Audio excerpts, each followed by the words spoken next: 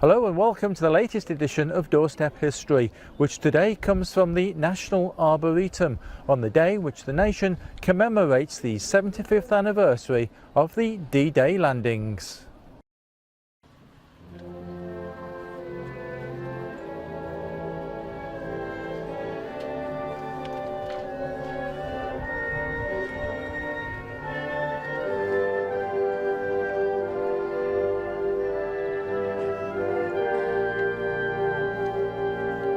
A moving ceremony commemorated the largest seaborne invasion in history, when over 5,000 vessels headed for 5 beaches in Normandy to land nearly 160,000 troops to begin the fight back against Nazi aggression. The Duke of Cambridge led the tribute, reciting the statement first read by King George VI 75 years ago.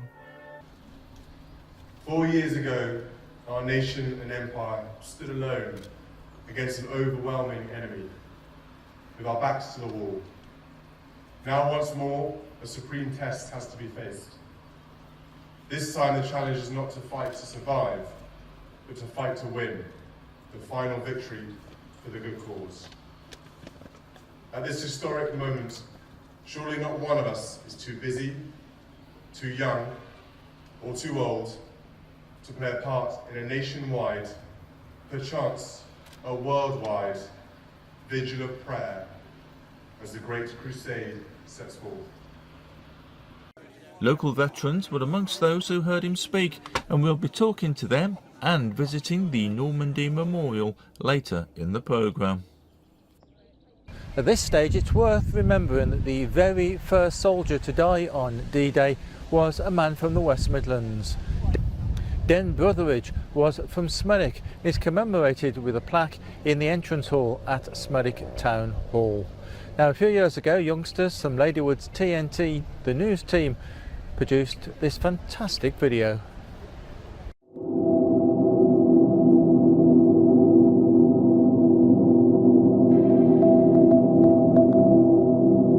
I'm here at Smethwick Council House to try and find a very important plaque. And this is a plaque to Lieutenant Den Brotheridge, who was the first British soldier to be killed in action on D-Day. And it says it was a classic display of courageous leadership for which he paid with his life. We went to Pegasus Bridge to find out what happened. This is Pegasus Bridge, one of the most important places in British history. It was early in the morning on the 6th of June 1944 that this cafe became the first building to be liberated by the airborne forces. Within yards of the bridge, gliders came in and landed around here. Major John Howard, along with Lieutenant Brotheridge and 28 other soldiers, landed on this spot here, and his objective to take over the bridge was completed within 10 minutes. Sadly, Brotheridge left his glider and was shot in the back of the neck whilst leading his men across the bridge. The owner of the cafe at Pegasus Bridge is Madame Arlay Gondry. Her parents ran the cafe at the time of the invasion. We presented her with a DVD of an interview that we filmed with her earlier this year in Birmingham. She is the patron of the Birmingham branch of the Normandy Veterans Association, and we met her at the annual service in June this year at St Paul's Church in the Jubilee Quarter. And she lived in the first house that was liberated by the British in Normandy. It's the mission of the British as a whole, never Dutch as by one man. It was done by a team effort of so many heroes who took part. Had not succeeded, we would have been shot or taken to concentration camps. So that's the reason why from the 5th and 6th of June 1944 I have been a great lover of all these young men who risked their lives. This is at the local church at Benneville, and the churchyard contains 23 Commonwealth War graves. Most of the graves contain bodies of men who were in the 6th Airborne Division who landed by parachute at the bridge. 19 of the 23 died on D-Day itself. We must keep the memories alive.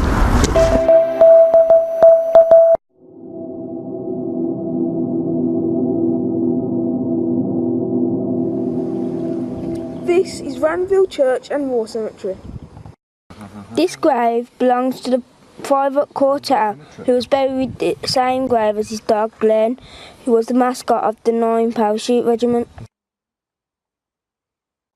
This is the grave of Private Robert Johns from Portsmouth. He was only 16. He's possibly the youngest British soldier to die in the war. Other names include William Frederick Roberts of Bordesley Green, William Shepherd of Hockley, Dennis Alfred Stone of Acots Green, Edward Warren Warner of Handsworth, Desmond Howes Wells of Sheldon, Alfred Dockerill of South Yardley, Cliff Woodward of Shirley, Donald Harbone, age 19, from Saltley. Charles Higgins was from Handsworth. Leslie Horn was from Sally Oak. Gordon Hollins was from Handsworth. Throughout the early parts of 1944, speculation was growing that there was to be a mass invasion of France. This eventually took place on the 6th of June 1944. This date became known as D-Day. D-Day has come. Early this morning, the Allies began the assault on the northwestern face of Hitler's European fortress. Here at Gold Beach, there are still some reminders of the wartime past. Out at sea can be seen a number of concrete blocks. These are the remains of what were known as Mulberry Harbours.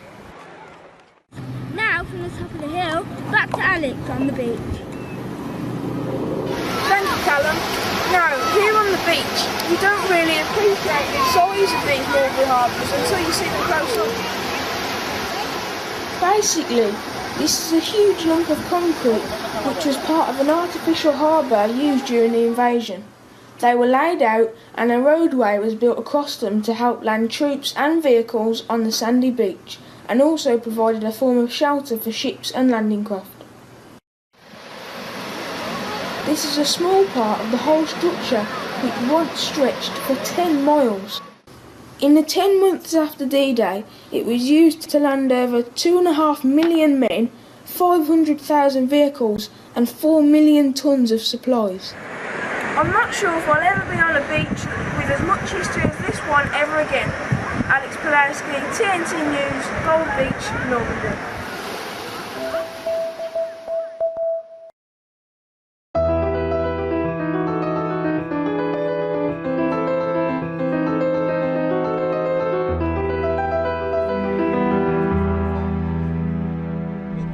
Harold, one of our local veterans. So we've done some interviews, haven't we, previously about your experiences around Caen. Yeah. So you're getting quite used to doing interviews now, aren't you? Yes, certainly. What's it like to be so popular? I know. Frightening, actually. More frightening than what he was in the war. I doubt that. Well, anyway, let's have a look at some of these stories of Harold's experiences on the battlefield. We landed and we come to this bay, and it was Juno Beach, and we followed it with the Canadians. The Canadians went in first, and we followed with the 17 pounders, and we were rigged out with all good vehicles and that. What was it like? What were you thinking of as you were going across the channel then? Well, we wasn't frightened at all. No, we didn't care the damn. We didn't care the damn. That. So how did you come ashore? Pardon? How did you come ashore? Oh, now then, we got off the boat. When we got to this area where we was going to land, there was a warship and a warship there, various destroyers and that, landing craft all around the place. We got down we got to get down out of the boat into the landing craft.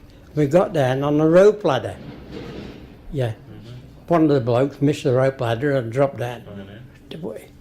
I don't know what happened to him, but anyway, we got down into the landing craft, went ashore. When we got off the landing craft, some of us hardly got her feet wet.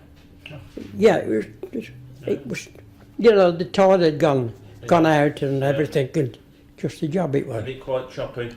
But Choppy seas? no, it wasn't. No, the sea wasn't choppy at the time. No, but the heat from the guns of the warships and the two warships what was firing over the top of us in Deccan, the heat from it almost burnt you.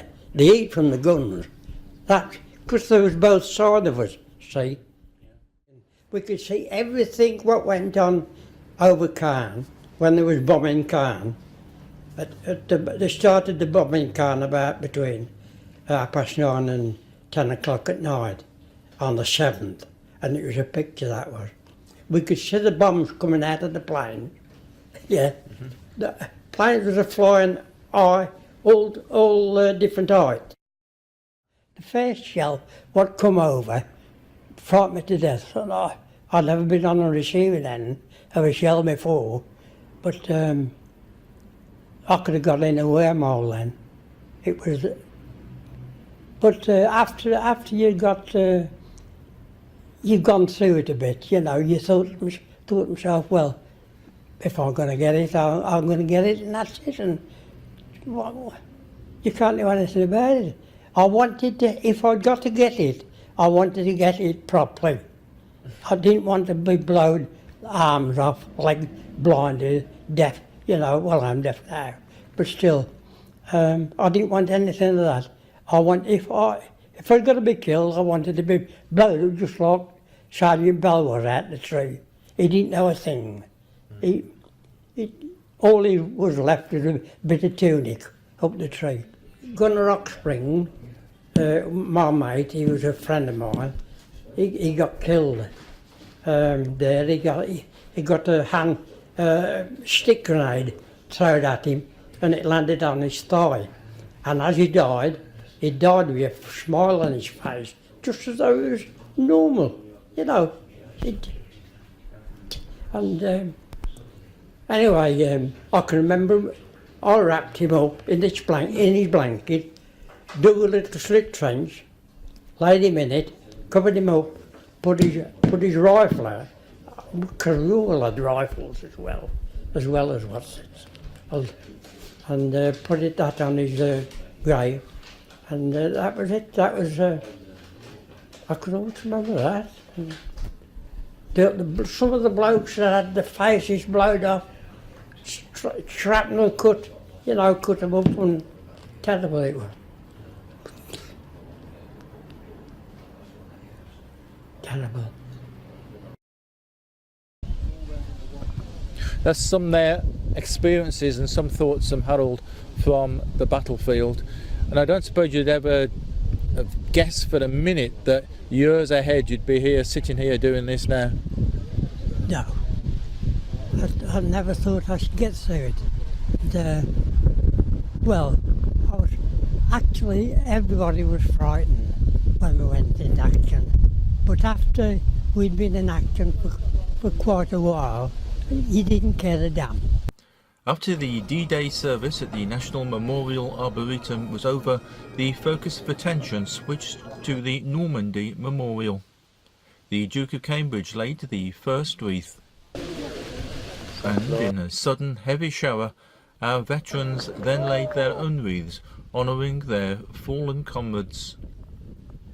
The veterans then met the Duke at a private event.